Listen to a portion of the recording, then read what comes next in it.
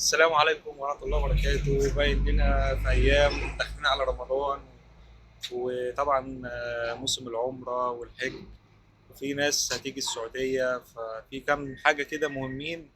لو أنت جاي السعودية لازم تاخد بالك منها. أول حاجة الريال والاتنين ريال، يعني احنا عندنا في مصر ربع جنيه، نص جنيه، 2 جنيه بيبقى كل جنيه لوحده، إنما هنا ممكن تلاقي 2 ريال، كل ريال لوحده، و2 ريال في عملة واحدة. فمثلا عندك ده ريال، ده ريال أهو.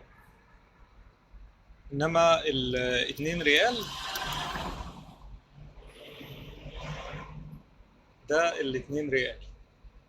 الفرق بينهم ممكن تلاقي ان الاتنين ريال شبه الريال، شبه الجنيه عندنا كده. انما الواحد ريال. اتنين مختلفين عمر طبعا.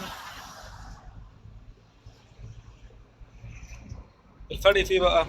ان انت ممكن تلاقي ان الاتنين ريال اكبر من الريال. دي الحاجة التانية، لو انت جاي نازل من مصر وعايز تشرب شاي هنا، هتقول له انا عايز شاي، هيدي لك شاي على ليمون على جنزبيل على نعناع على كام حاجة كده في بعض. لكن طبعا احنا كمصريين بنحب نشرب الشاي لوحده. فانت هتقول له ايه؟ قول له عايز شاي سليماني. فهتقول له شاي سليماني او شاي سلامي، هيدي لك كوباية الشاي فيها مية وسكر وشاي وشكرا على كده. تمام لحد كده تمام لحد كده. بعد كده بقى طبعا انت لما تيجي هنا هتلاقي راحة نفسية رهيبة جدا.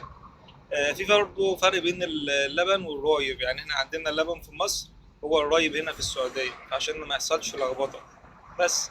فلو عايزين تعملوا فيديوهات ايه الاكل اللي انت تاخده وانت جاي، اكتبوا في التعليقات ونعمل